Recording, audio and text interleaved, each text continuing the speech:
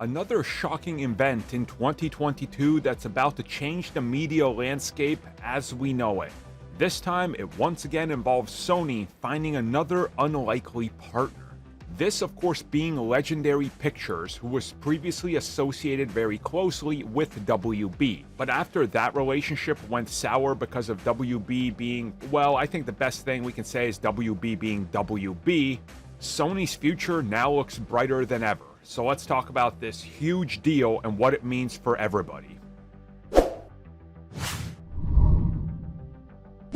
Okay, so just so we're clear, because some people are already confused and I've seen like Facebook pages that post news that don't know what they're talking about, this does not impact Dune. Dune 2 is not suddenly coming out from Sony. They're not having that franchise. It is still at WB, and the commitment that the contract was written for will be fulfilled.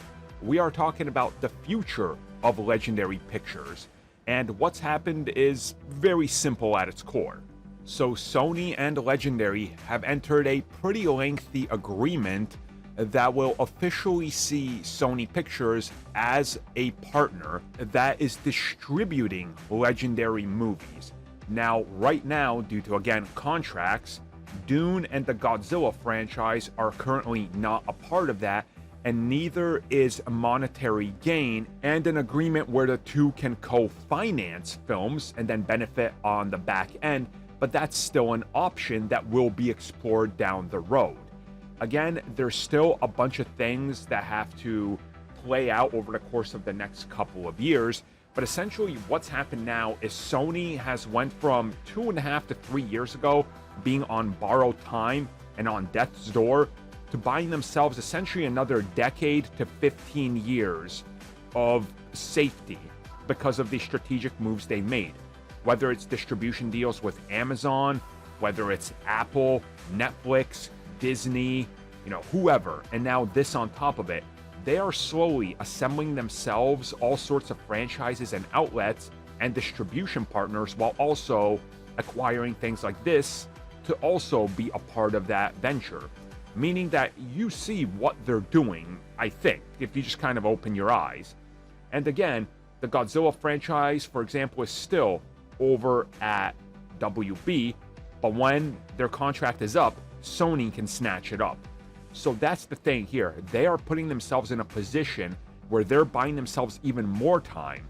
And the likely outlook now, years from now, could be even more merging among companies like Sony or Legendary and building like their own powerhouse, which would have to rival the others, which essentially is the goal probably by the end of this decade, if not early into the next one. If you just look at the patterns and what's happening, everybody's trying to follow the same one.